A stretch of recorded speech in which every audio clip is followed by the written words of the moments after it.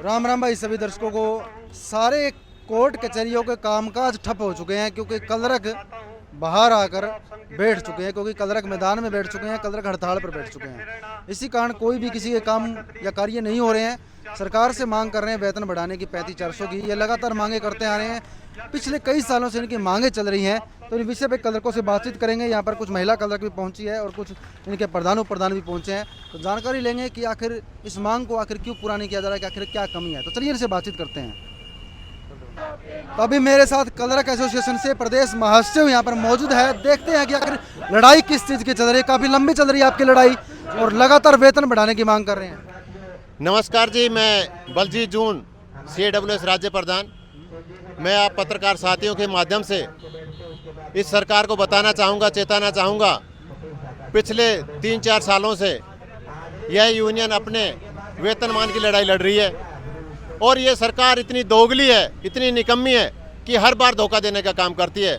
आप सभी पत्रकार साथियों ने देखा होगा, पिछली साल 42 दिन की धरना किया, 42 दिन की हड़ताल पर रहे ये साथी, और उस समय के तत्कालीन मुख्यमंत्री खट्टर साहब ने एक झूठा आश्वासन देके इन साथियों के धोखा किया कि साथियों आप उठ जाओ, आपके लिए कमेटी बना दी गई है, आपके कार्य की समीक्षा होगी और समीक्षा के आधार पर आपको वेतन दिया जाएगा।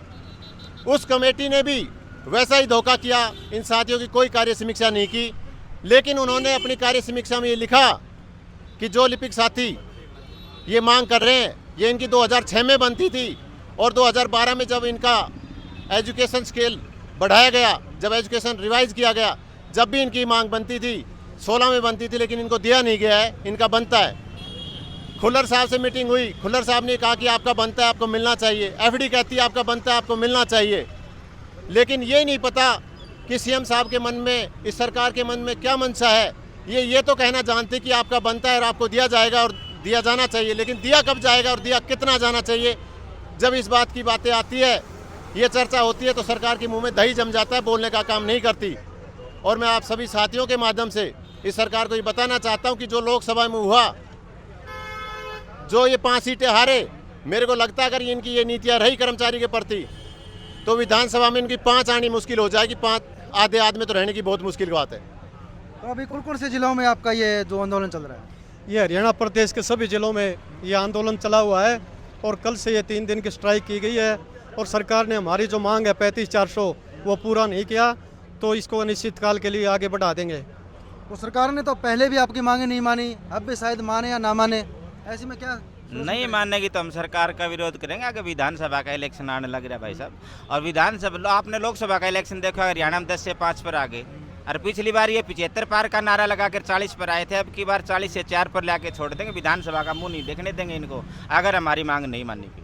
तो अभी कलरक ही नहीं बल्कि सरकार से कुछ आशा वर्कर है, कोई अन्य कर्मचारी है, वो भी मांगे कर रहे हैं वेतन बढ़ाने की। देखो जी, हम दूसरी यूनियनों का कुछ नहीं कहते। देखो, जिसका वेतन कम है वो मांगेगा, चाहे कोई भी यूनियन हो, कोई भी संगठन हो, जिसकी जो मांगे हैं वो सरकार से तो करेगा। हमने सरकार को चुन के भेजा है, तो सरकार का हक बनता है कि कर्मचारी की सुने। और मैं आप सबको बता दूं कि 1984 से धोखा होता आ रहा है इस कर्मचारी के साथ। ये क्लैरिकल कोई टाइम ऐसा था कि C ग्रुप के अंदर अव्वल दर्जे पे होता था, आज के दिन C ग्रुप के अंदर सबसे कम वेतन लेने वाला भी क्लैरिकल ही है। और आप सबको पता होगा कि बिना क्लैरिकल के किसी भी ऑफिस के अंदर कोई फाइल इधर से उधर नहीं हो सकती। सरकार के कोई भी पोर्टल, सरकार की कोई भी नीतियां अगर ज़मीन पर उतारी जाती है, धरातल पर उतारी जाती है, तो क्लैरिकल उतारता है और क्लैरिकल को सबसे कम वेतन देते हैं। जब कोई पोर्टल आता है तो क्लैरिकल करे, जब कोई टेक्निकल काम आता है क्लैरिकल करे, जब सैलरी की बात आती है तो कहते हैं जी हमारे पास फंड नहीं है, हमारे पास ये नहीं है, हमारे पास वो नहीं है। क्यों? काम आता है तो क्लैरिकल करे। 4 दिन ये क्लैरिकल अगर हड़ताल पर बैठ जाता है तो इनके सारे पोर्टल बंद हो जाते हैं, सारी रजिस्ट्रियाँ बंद हो जाती है, सारे इनके काम बंद हो जाते हैं। और वैसे ये कह देते हैं कि नहीं जी इनका क्लैरिकल का तो कोई काम ही नहीं है। आप खुद बताओ, आप पत्रकार साथी हो, आपको हज़ारों काम पड़े होंगे सरकारी दफ्तरों में, क्या बिना किसी बाबू के, बिना किसी क्लैरिकल कर्मचारी के कोई काम हुआ आपका? ऐसा तो है नहीं कि CM सारे पोर्टल खुद आके चला रहा हूँ। नहीं, अभी एक महिला कह रही थी कि हमारे काम नहीं हो रहे कोर्ट के अंदर, उसका पीछे किसका दोष है? उसके पीछे सरकार का दोष है। सरकार का दोष इसलिए है, सरकार को हमने बहुत दिनों से चेताने लग रहे हैं, 3-4 सालों से चेता रहे हैं। अब भी हमने 3 महीने पहले सरकार को ये कह दिया था कि अगर आप हमारी मांग नहीं मानेंगे तो हम मजबूरन हड़ताल पे जाना चाहेंगे। सरकार के खुद के सीनियर अधिकारी हैं, वो चाहते हैं कि कर्मचारी हड़ताल पर बैठे। वो ये नहीं पता कि वो सीएम को सीएम नहीं मानते या सीएम की इतनी चलती नहीं कि वो अपने अधिकारियों से इन कर्मचारियों को वेतन दिला सके। कुछ तो कमी होगी, नहीं सीएम अगर ये कह रहा कि मैं देना चाह रहा हूँ तो किसी सरकारी अधिकारी का क्या औचित्य है या क्या उसके अंदर पावर है कि वो सीएम के बात को टाल दे। इसके अंदर तो क्या तो सीएम की नहीं चलती या वो अधिकारी अपनी मन मर्जी कर रहे हैं। और रही बात, अभी तो कुछ काम रुका है, अगर सरकार ऐसे ही चलती रही तो आने वाले चंद दिनों में पूरे हरियाणा के सारे ऑफिस बंद हो जाएंगे, कोई काम नहीं होगा। इसके अंदर जो आम पब्लिक परेशान होगी वो सरकार के कारण होगी और इसका भारी नुकसान आने वाले विधानसभा में सरकार को उठाना पड़ेगा। तो भाई देख सकते हैं पिछले काफ़ी लंबे समय से ये मांगे कर रहे हैं, तो पिछले लंबे समय से काफ़ी मांगे चल रही हैं। तो प्रदेश अध्यक्ष ने बताया और महासचिव जी से भी कुछ जानने की कोशिश करते हैं कि आखिर ये मांगे कब तक चलती रहेगी। सर देखिए, ये हमारी मांग नहीं है, ये हमारा हक है। हमने सरकार को साबित किया है कि जो आप काम ले रहे हो और जो वेतन दे रहे हो काम के आधा भी नहीं है। हमें हमारा जो काम ले रहे हो उसका वेतन दे दो, और कोई मांगे नहीं है हमारी, ना मांग थी, ना मांग है, ना मांग रहेगी।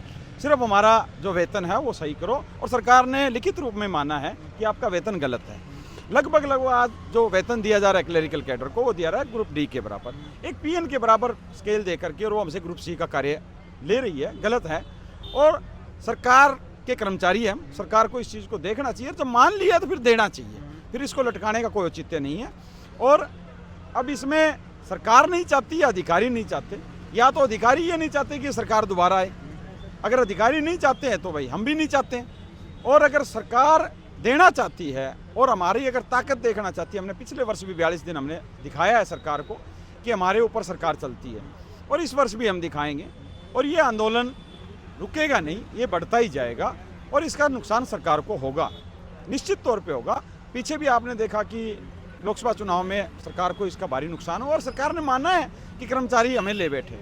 अब की बार हम आपको वादा करते हैं कि अगर सरकार का यही रवैया रहा तो पिछली बार भी 5 सीट आई थी, अब की बार भी 5 आएगी। फर्क इतना ही होगा, पिछली बार 10 में से 5 आई थी, इस बार 90 में से 5 आएगी।